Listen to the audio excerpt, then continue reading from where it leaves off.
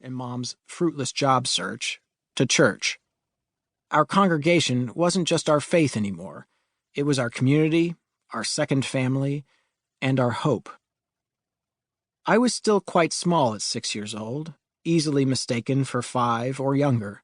Still, I'll never forget the details of that very special Sunday when the LDS Church pushed the limits of technology to broadcast Spencer W. Kimball, the prophet, seer, revelator, and unquestioned head of the modern Mormon Church, live from Salt Lake City to every church that could install a satellite dish. The buildup was legendary. As if our prophet might see us all in return, everyone bought a new suit or dress for the occasion. The pews were jammed. Our ward even set up overflow rooms with television sets for the sudden revival of Latter-day Saint religious fervor. And come the blessed hour, projected onto a massive screen in the main chapel, Spencer W. Kimball's image was beamed in, clear, colossal, and exalted. Marcus was doodling in a pad hidden in his hymn book, but I paid careful attention to President Kimball's every word. I've always been curious about words, how they work together, where they come from, their many shades and connotations. Our prophet often used words I had never heard before. That was always exciting.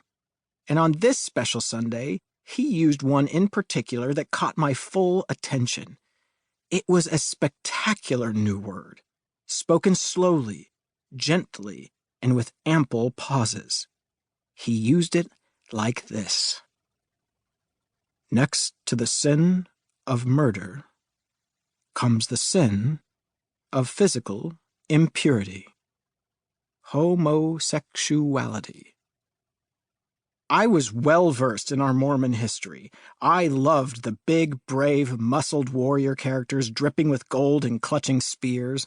I loved the idea that a mere boy named Joseph Smith had walked into New York's woods in 1820 and been visited by God and Jesus, who shared all the secrets of heaven with him.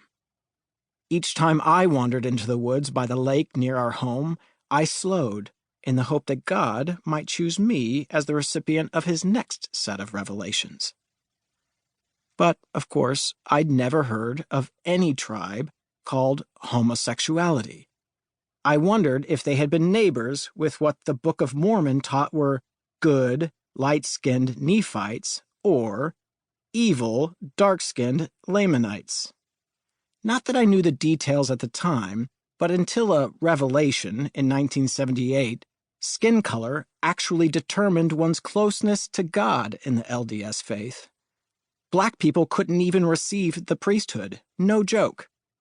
But at 6 years old, already vaguely aware that our stories were made up of tribes of relative sinfulness, I wondered if this homosexuality tribe had been around when Jesus came to visit the Americas after rising up from his crucifixion unpleasantness in the Middle East. And if these homosexuals were around then, why hadn't Jesus saved them? Why were they akin to murderers? And how lucky was I to finally learn their name? With all of its syllables and its valuable X, I was sure to win a great many points with it in the next of our beloved Scrabble games back home. My curiosity lasted for about a week, until the words slipped out of my mouth in earshot of a gaggle of my mom's pals from the Relief Society, the women's group in the LDS Church. I was quickly surrounded by women with long floral dresses and mouths pursed like cats' asses. They brought over a well-worn priesthood holder with droopy eyes and salt and pepper hair, and before I knew it, he began telling me the story of this mysterious tribe. No, not all the details I was most curious about, but enough to get it. There was something I recognized in this new idea of boys who lay down on boys, or girls who lay down on girls. Thanks to my father, I had already learned that cousins laying down on cousins led to no good. I wondered if every form of laying down on someone was akin to murder, the way our prophet said homosexuality was. The salt and pepper-haired priesthood holder assured me, no, homosexuality